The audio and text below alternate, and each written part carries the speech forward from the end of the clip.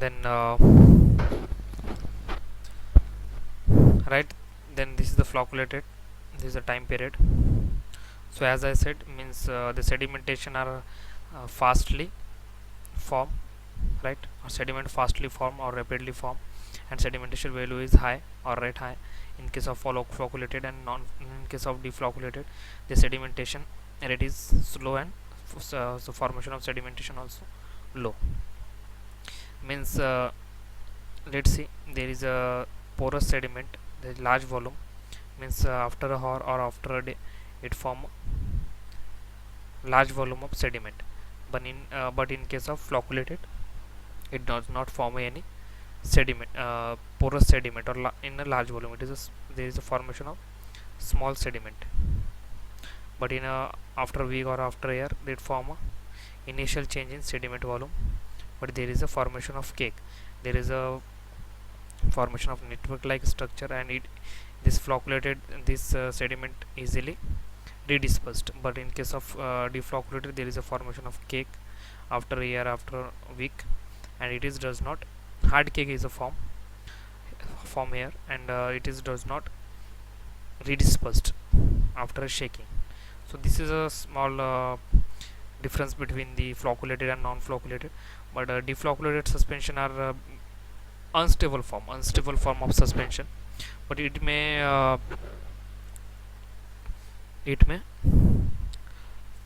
stable if we reduce its particle size. Means deflocculated suspension we will make it flocculated by minimizing the particle size of disperse phase, right? So this is all about this difference between this flocculated and non-flocculated suspension. This is the very important for our exam also, right? So it is a quite difference between. So let's, then our next topic is formulation of suspension, right? Formulation of suspension. Then let's see, means what kind of additives are we will required for formulation of suspension. The following additives are used for the preparation of all kind of suspension. Means the oral, either it is oral suspension, parenteral suspension, or external suspension, external application suspension, or ophthalmic suspension, are all need to add this kind of additives, right? So flocculating agent, then thickening agent, wetting agent, preservative, and organoleptic additives. So these kind of additives are generally added in the suspension. So let's start with the flocculating agent.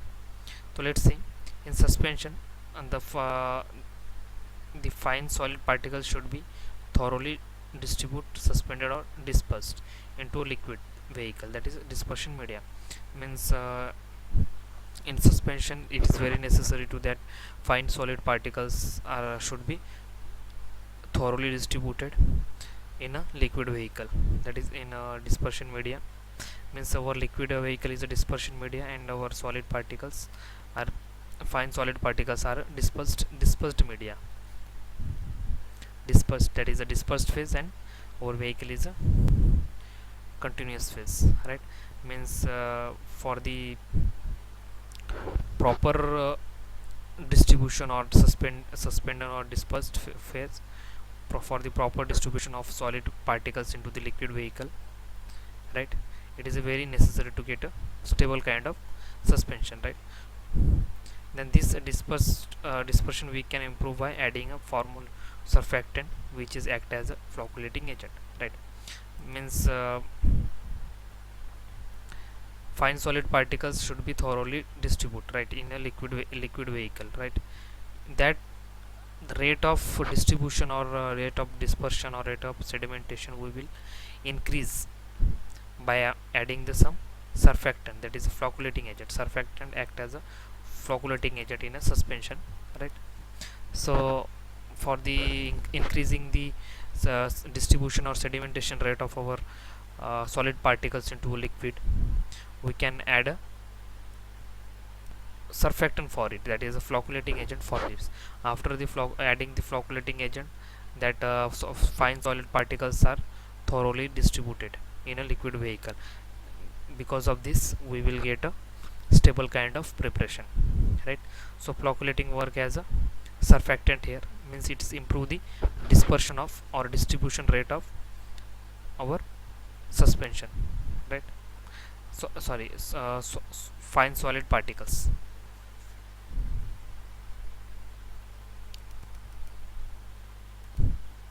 Then these agents are reduce the surface tension of particles, along with improve the dispersion of solid particles and minimize the flocculation.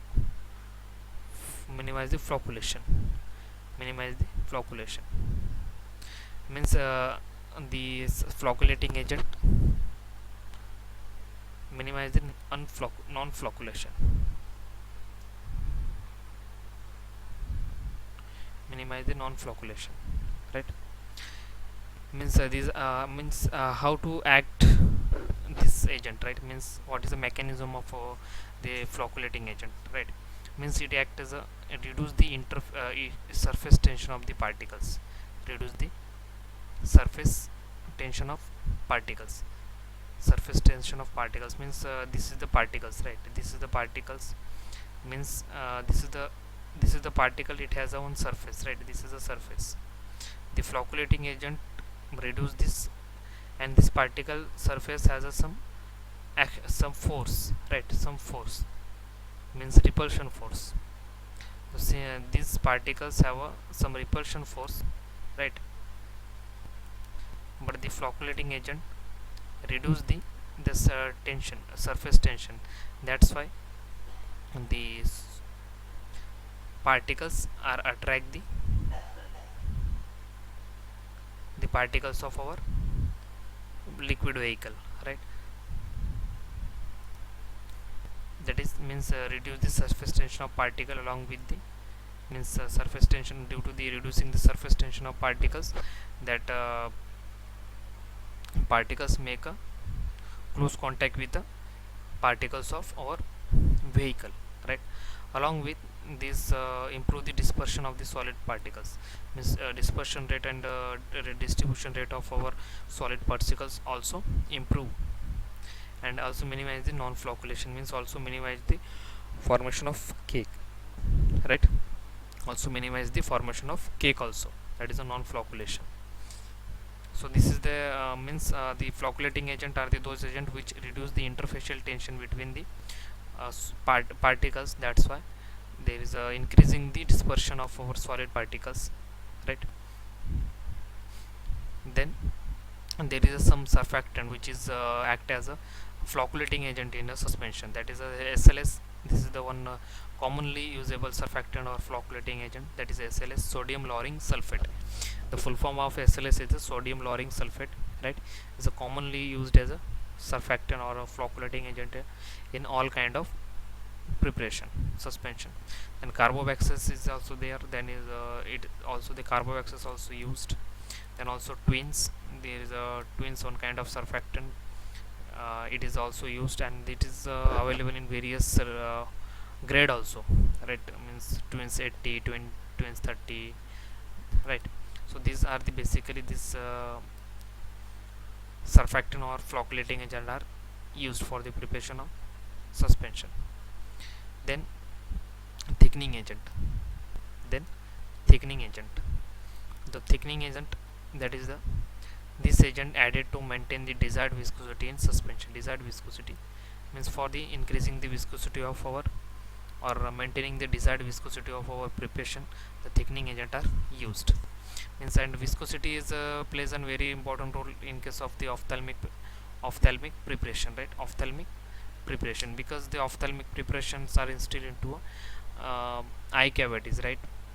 So if our preparation does not have a desired viscosity or has a less viscosity, that time is chances of happening remove out the our drug after the installation. That's why if it get a it has a desired viscosity, means required viscosity, or sometime it is a viscous, that time due to this the preparation does not remove out. right, from our eye cavity. That's why it is very necessary to maintain a desired viscosity or required viscosity in a suspension. These agents are hydrophilic colloid which form a colloidal dispersion. Means the thickening agent basically hydrophilic in nature, means are attract the water, or which is absorb the water, right? Means thickening agent are absorb the water, or hydrophilic, right? Hydrophilic means there is a two kind of that is a hydrophilic and hydrophobic, means which does not absorb the water, that is a hydrophobic, and the substance which is absorb the water, that is hydrophilic, right? So these agents are a hydrophilic colloidal form a dispersion with a water and increase the viscosity of dispersion media, right? Due to its hydrophilic nature, it's form a colloidal dispersion with the water, and due to this increase in the viscosity of dispersion medium, right? Colloidal dispersion means the group of particles, right? Group of the structure means form a flux like structure, like it form a viscous flux like structure, means network structure it form, that is a colloidal dispersion with the water. Increase the due to this colloidal dispersion, it increase the viscosity of dispersion medium, means our vehicle, right? Means due to its the thickening agent are hydrophilic nature, means it able to absorb the water, right? That's why it's make a or increasing the viscosity of dispersion media. Then due to the viscosity of solid particles remain in the medium for a sufficient time and help to get a actual dose or accurate dose, means due to increasing the viscosity of dispersion media by adding the thickening agent, there is also one of the benefit, that is our solid particles are remain or keep in a dispersion media for a long time or a sufficient time, right? Means our particles are properly float out or easily float out or easily remain in the surface of the medium, that is the dispersion medium or vehicle, for a sufficient time, and to and get a, and also the helpful for the getting an accurate dose of a preparation of a suspension. Means if your suspension is desired in viscosity, or it is a good viscous, that time we will get a accurate dose, right? So this is about the viscosity or thickening agent, means it is very important, right, for the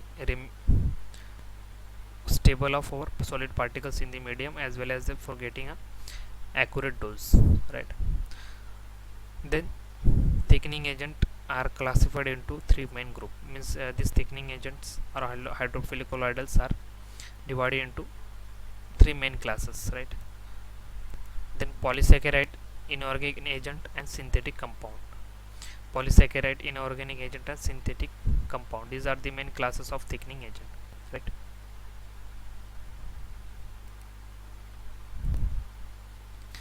Then so polysaccharide, inorganic agent, and thickening agent. So I think it is enough for today. So remaining part we will discuss in our next class. So if you have any, you just read it carefully, and if you have any doubt or any confusion, then you can ask me, right? Because it is newer for you, that is a new chapter for you, and you will need a time for understanding it, right? Then I will sorry, I took this information from this reference, that is the pharmaceutics 2 and page number 132, 123 to 135, right? So you just need to carefully study it, right?